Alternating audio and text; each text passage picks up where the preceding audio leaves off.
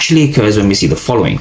So I am always looking for a 15-minute fair value gap. All of my trades come at a 15-minute fair value gap, and I'm looking for a point of interest or a POI.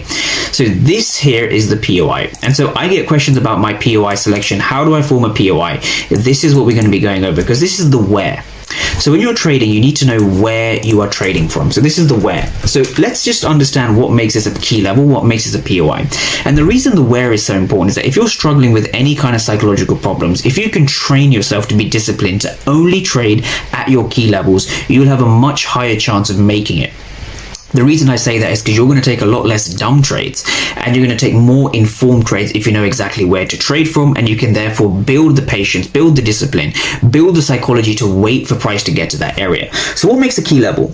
So we're going to be focusing on the same entry model that I discussed last time. So I want you to draw a line at 5 a.m. UK time. This is New York midnight opening price. This is the price at New York midnight. So the opening of this is 307.99 on this chart, so that's going to be around this region.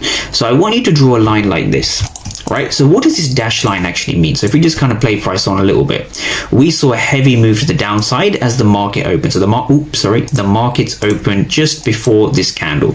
So we are looking for a manipulation of this price. So when you see price coming higher like this is the manipulation I use. This is one of my manipulation models. For those who have seen some of my previous videos, you would have seen I use the Asian range. This also counts as a manipulation. So there's two types of manipulations I use.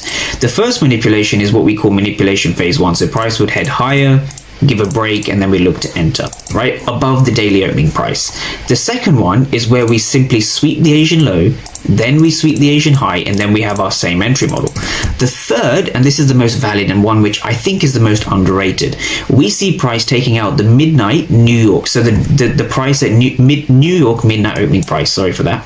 So we are looking for a POI that gives us our manipulation. So by price taking out the Asian low in the London session, this is an enticement of early buyers, right? So I'm just going to write here, early buyers. And so early buyers is the way the markets manipulate early buyers. So we can see price taking out the Asian low and giving us a reason to go short, right? Giving the market a reason to go short.